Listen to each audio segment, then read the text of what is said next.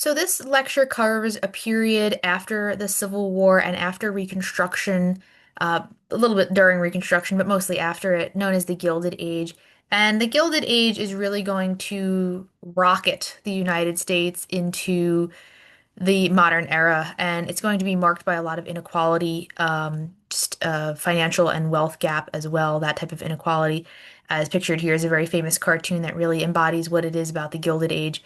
You have a lot of extremely wealthy people that many feel are becoming wealthy on taking advantage of the labor of others. It's the workers down here who make very little per week that are kind of buoying the lives of the very wealthy few. So that's going to be a big theme of this as we're moving forward. But what is the Gilded Age? When I say that, what does that even mean? The name of this era gets um, it gets this moniker from supposedly from Mark Twain, who talks about it being a gilded era. Gilding, to gild something, is it's an art process where you cover some type of, usually like a cheap metal, with gold paint. So it makes something that's kind of cheap or maybe even nasty look a lot better, look a lot higher quality. To gild something is to cover something with gold. And Mark Twain kind of referred to this era as a gilded one, just like you could gild metal with gold to make it look nicer, like this picture here. That's a gilt edge. He calls this a gilded age because in his mind, the golden gleam of the gilded surface hides the cheapness of the metal underneath, where it was a very nice, beautiful, polished image that the United States was giving off, but underneath there was a lot of suffering and poverty and child labor and inequality going on that was maintaining the polished outer image. So let's just kind of backtrack for a little bit here and talk about why it is that how does the United States become a Gilded Era country? How does it become modernized? What is going to cause this Gilded Age to emerge? And part of it is going to be a era known as the Second Industrial Revolution. There was like a first industrial revolution that was kind of known as the Market Revolution during the early 1800s, and that was mostly the revolutionization of the textile industry. In this case, the second industrial revolution is going to be a lot more of advancements in luxury goods and smaller items.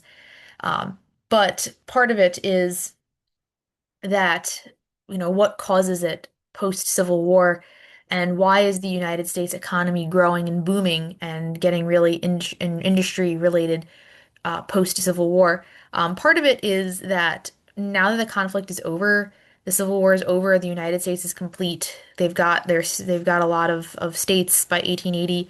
Um, Most of the regular states that we know of today, the lower 48 are states. And that's just a lot of markets. So there's a lot of demand for new goods. There's a lot more peace at hand. They're not constantly fighting over the question of free state or slave state anymore. That's become pretty ancient history to them by 1880. So there's just more focus on putting factories to good use to create luxury products for Americans. And more stability means that they can also sell to Europe as well. The economy also grows during this time because the United States government puts a lot of tariffs or taxes on foreign goods, which encourages people to buy and manufacture domestically because foreign stuff is just too expensive with the tariff or the tax on it. And with the country being as big as it is, there's also plenty of natural resources available to meet that demand. Now that if you can't buy it from a foreign market because of the tariff, there's plenty of stuff in the United States that you can manufacture with. There's lumber, there's minerals, there's precious metals, there's plenty to get from the country. But another reason why the country is able to really have an economic boom after the Civil War is because they're going to have a lot of available labor to work in the factories. There's going to be a wave of immigration coming in from a lot of places in Europe and even from Asia. And this map shows in 1880 where most of the immigrants were coming from. You had a lot of German and Irish immigrants coming to the eastern territories, and you had a lot of immigrants from China coming to some of the western states there. So you had plenty of available manpower to work in the factories to help industrialize the country. And there's also lots of railroads that are helping move these goods around and help really facilitate more industrialization. The amount of railroads, they basically triple in number from 1860 to 1880, 1890. You could see on the map the red lines are railroad lines connecting major cities. 1870, yeah, that's a pretty decent amount. That's a good amount. That's a lot of railroads. But by 1890, there's even more, a lot of railroads there.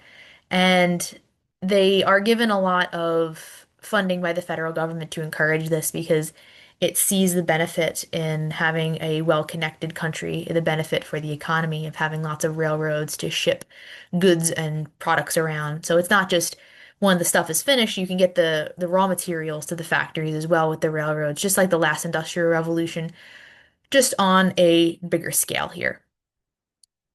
And I keep talking about luxury goods and technological innovations. What in the world am I even saying here?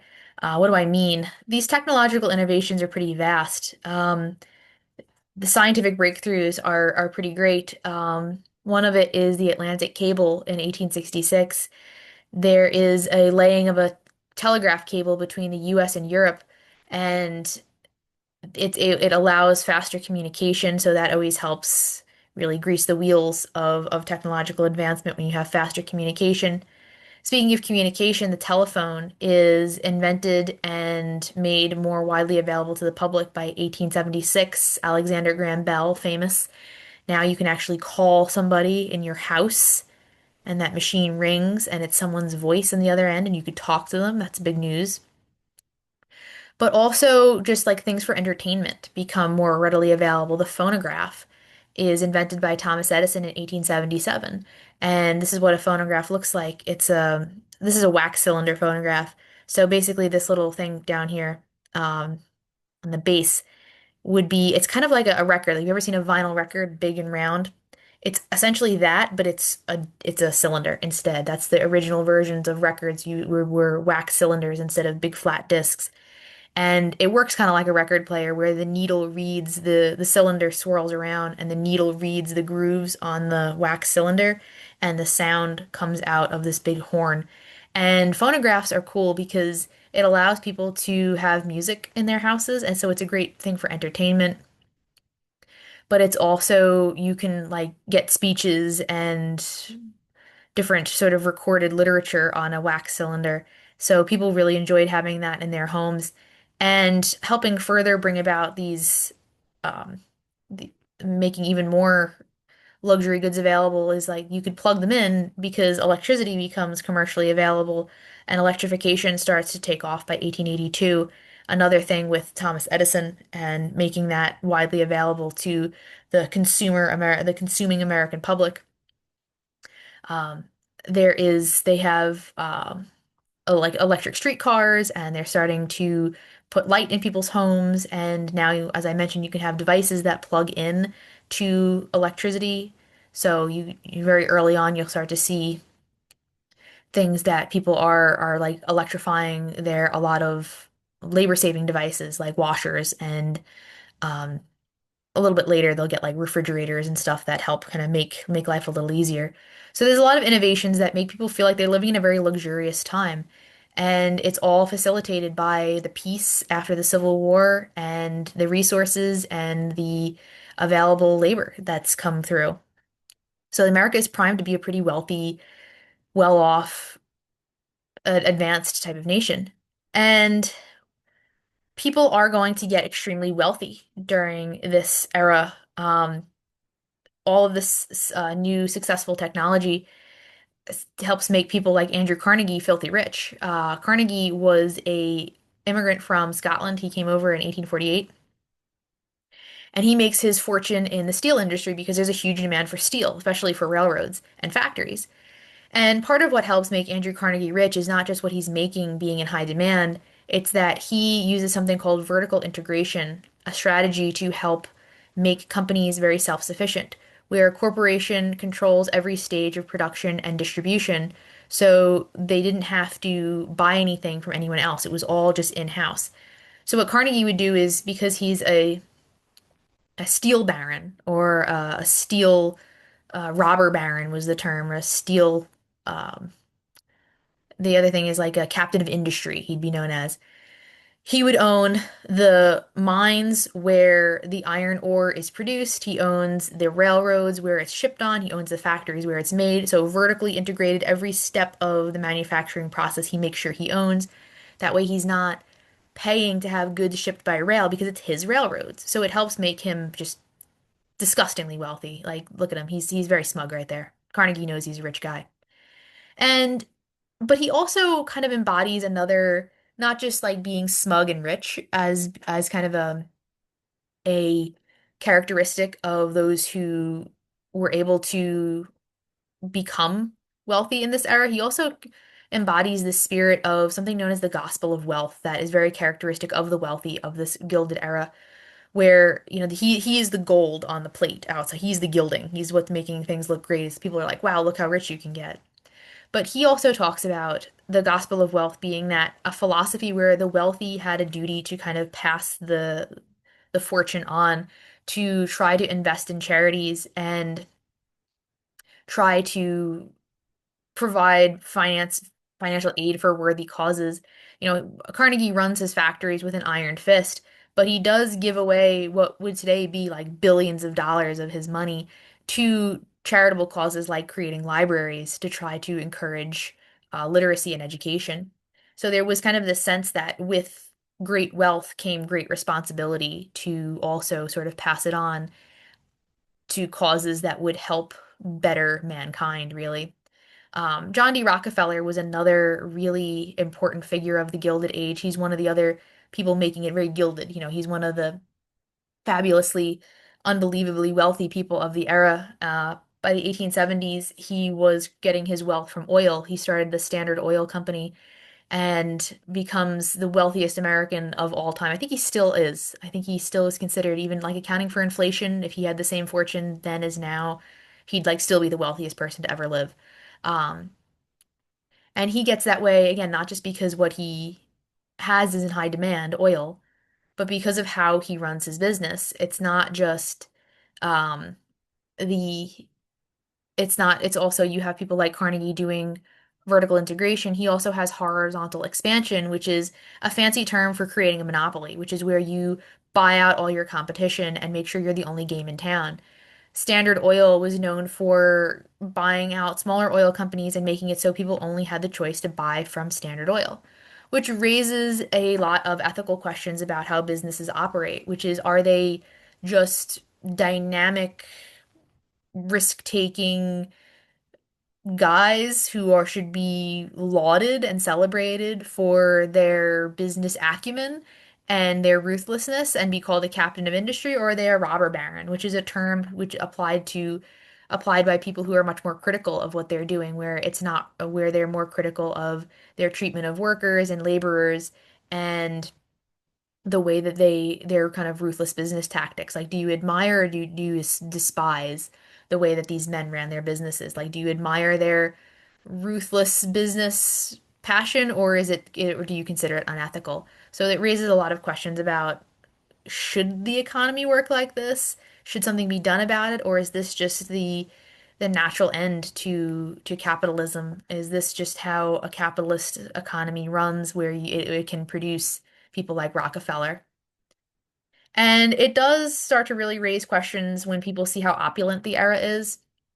There is a lot of concentrated wealth that make it seem very fancy and nice if you are among the wealthy, and they're not shy about it. People were wealthy like they'd never been before. Like, this is brand new. Like, no one in history, maybe like one or two Egyptian pharaohs had been this wealthy throughout history, but now you have a lot more wealthy individuals. Um, and they're showing it off too. They're very opulent as well. I don't know if this is your left or my left, but over here is a solid gold toilet that was built into the mansion of railroad tycoon T. Harrison Garrett in 1886 in his mansion in Baltimore. So you have to be really rich and really obnoxious to build a solid gold toilet. And this is an image of Ava Vanderbilt. She was the wife of a wealthy railroad investor, the Vanderbilt family. That's money. In 1883, she threw a housewarming party for their new mansion. It was a costume party. This was her costume. And at their new home in Manhattan for this party, there was over 1,000 guests, And in today's money, she spent $5 million on this party. So they're not shy about their wealth and their opulence. And that really further makes people. So it's not just like people like Carnegie getting rich and then donating a lot of money to charity. You've also people like Ava Vanderbilt who are, um, Alva Vanderbilt here, who is just like really very obviously wealthy and showing it off and blowing money in the most ostentatious ways. So it really starts to make people question the laissez-faire economic policy of the era because this is exactly the economic style that's allowing this type of wealth to accumulate. Um, how does anybody become that wealthy? It's because of laissez-faire economics. Laissez-faire is is a French term that means literally allow to do, and that is indicative of the economic system of the time where that was the policy, where it's a hands-off, let it happen, allow it to go on type of attitude where the federal government didn't step in to do anything. There was no government intervention to prevent monopolies from happening. This is a famous cartoon of Standard Oil, John G. Rockefeller's Standard Oil, as an evil kind of weird octopus creature with all its tentacles destroying all the competition, all these small oil companies being sucked into its orbit. It's crushing the competition. It's buying the railroads. It's the monster monopoly, as the quote says. And but this was in keeping with the era's adherence to free market capitalism, which is the belief that the best thing for the economy is for the government to be completely hands off and never intervene, even when a monopoly occurs. So what? That's just what happened because the chances stacked in their favor. They were smart enough to take advantage of business opportunities. That's how the economic cookie crumbles. So just let it happen that way. And because there's no government to stop them, monopolies do grow. Standard Oil becomes a monopoly because there's no one saying, hey, you can't buy every single oil company just because you can. The idea is they can, so why shouldn't they? That's just it's almost a like let nature take its course kind of attitude set to the economy. This is how it's happening. If they clearly they deserve to be the biggest oil company if they have gotten that big in the first place and they're able to continue to buy other oil companies and create a monopoly where there's no other game in town. It's just Standard Oil. You try to create an oil company, you're bought up by Standard Oil, and Standard Oil is the only one to buy from. It can get dangerous though because when you have a monopoly, there's no competition, so the quality of the product can go down and they can make a lot of questionable decisions. And people really don't have a choice because, again, everything else has been bought by Standard Oil. Your oil is coming from them. And you can't do anything about it because there's no competition to kind of keep them in line or encourage them to make their product better. Another challenge of the era is not just the monopolies that form, is that there's a lot of poverty because opposite this fantastic wealth is the cheap metal under the surface of the gilded coating. There is a lot of poverty and very indicative of this is the fact that a lot of Americans at the time, mostly the immigrants who are coming in for these work opportunities to work in factories that are, producing the steel and making and drilling for the oil and refining it and creating all of those luxury goods like telephones and phonographs. A lot of the immigrants are living in a lot of poverty in tenements, which are cramped apartments. They usually have no plumbing or electricity. They're usually very dangerous, unsanitary, no ventilation, too many people living in one room. But there's just no other, there's no housing regulations, there's no building code, nothing is to code. Code inspector goes in there and they would probably just cry and then drop dead if they saw a tenement. A lot of fire hazards, and a lot of the cities are extremely overcrowded. About 80% of New York City's population lived in tenements during the Gilded Era, and there's just so many people that want the work. They want factory work, and there's not enough places to house them that they end up in these very quickly thrown up structures. Just you have an influx of people with nowhere to put them, you're going to have substandard housing to put them in. And this is the why it's called the Gilded Era, because you have opposite this fantastic wealth, you have very crushing poverty, very dangerous poverty as well. These are unsanitary, these places are cramped, very dirty fire hazards that are tenements. And even the working conditions aren't good either. I mean, you could live in a gross dirty tenement, but you could also, unsafe tenement, you could also work in something that is a very dangerous place. Working conditions in those factories during the Gilded Era, the steel industry, the factory that's making telephones even, I mean, you're going to be working long hours, 10 hours a day, 6 days a week, very unsafe conditions, poorly ventilated, dangerous machinery. You lose a hand, and the response of the company is too bad, you're fired because there's nothing, no safety, there's no OSHA, there's no safety associations or anything. It's, buyer beware, employee beware. There's nothing. If you hurt yourself on the job, that was your problem. Like, that's not the fault of the company. You just have to figure out how to work with that hand now. And the pay is low too. It's not even like you're getting paid for this. About 10 cents an hour back then, which is equivalent to making like $3 an hour, which is still not good. So it's a pretty devastating situation for a lot of people to find themselves in, to be living and working in very unsafe conditions. And obviously here, this is a textile plant where they're making clothing. Um, those are adults though, but it's also child labor to kind of meet the demand for labor to produce all of these new industrial goods. A lot of kids are put into very dangerous situations because partially because their parents might really need the money. They're in such crushing poverty that every single able-bodied human being in the household has to work. But also because there's no such thing as child labor laws. So companies would hire children, these desperate families and these desperate children, they would hire the children because children would work cheaper. And there's nothing telling them not to. And usually children could do jobs adults couldn't. They have smaller hands, smaller fingers. They're a little more nimble sometimes. So it's a bad situation overall. And children are put into those same dangerous situations as adults where they could lose limbs and be severely injured doing these jobs.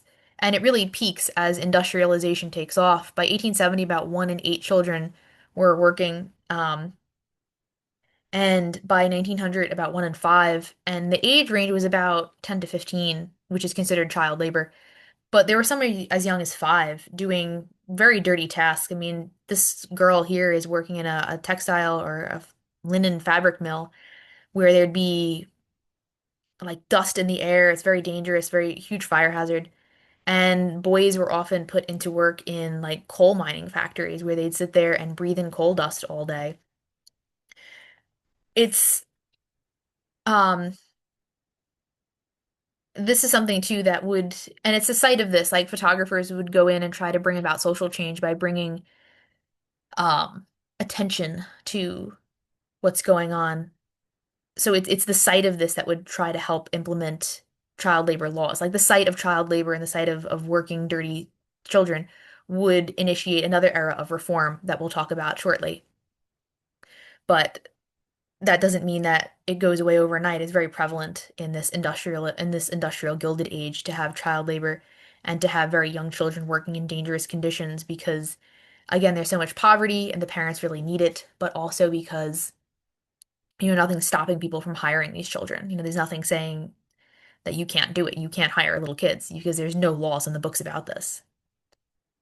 And this is really like why some people kind of turn their head and look away to a lot of the poverty of this era is because there is a very prevalent concept known as social Darwinism that's at play here.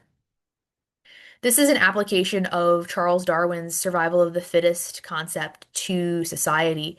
And if you remember, if you've ever like thought or heard of survival of the fittest, is essentially the scientist Charles Darwin kind of theorized in a way that the natural order of things was that the strong survive and the weak die out, and that's to kind of help ensure that the strong are the ones that pass on their superior good genes and improve a species overall. So when this is applied to humans, it justifies not interfering with the lives of the less fortunate because it sees them as less fortunate due to their own actions or their own just inferiorities, like their own potentially genetic inferiorities. Like there's a reason they're poor. It's because they weren't able to improve themselves on their own, that they kind of deserve their situation. And if you help them, you're just going to weaken society because by helping them and allowing them to survive and reproduce and encourage their laziness, really, you're only going to bring down all of the human race because then they're going to reproduce and they're going to reproduce their same characteristics in their children. So the idea was is that it was to try to help the poor, to try to bring them out of poverty, was to interfere in the natural order of things that could let the poor die off because that will just improve society overall, um, and bring about a better crop of people. It's a very dark outlook, but it's something that helped people kind of look away and think, people are poor because of something that it's their own fault. It's not the system that's broken, it's the people that are in it.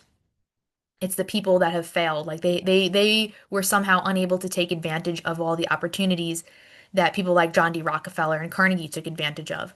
Or even just the regular middle class people. Like, they were able to improve their lot in life and become middle class. And if other people couldn't, it's just because they weren't as smart or weren't as, I don't know, opportunistic, I suppose. And that's kind of for them to suffer over, and it's not for the middle class or the rich to really worry about. So that kind of this attitude consciously or unconsciously really helps explain why there's not immediately a rush to kind of solve all of these social issues. You can see by this cartoon, it's like, yeah, people saw very obvious poverty, but you can't really get involved because, hey, survival of the fittest. If they were stronger, they would have survived. They would be doing better. They'd be doing good just like a lot of other people were able to take advantage of their situations and improve their lot in life. But that doesn't mean nobody is trying to advocate for the less fortunate. There is a lot of attempts to unionize and attempts to organize laborers and get more rights and get more um, protections and just sort of advocate for their well-being. The Knights of Labor is one. They are an attempt to unionize and organize skilled and unskilled workers, regardless of race or gender, which was pretty unique because a lot of unions were it was like a ladies' garment union or like a men's boilermaker union or something, or it would be something like I think one of them is like the colored boilermakers union, where that would be specifically for Black Americans would be in that one. It would be segregated by race, and they were usually called something like that back then. Um, it was the usual term applied to Black organizations.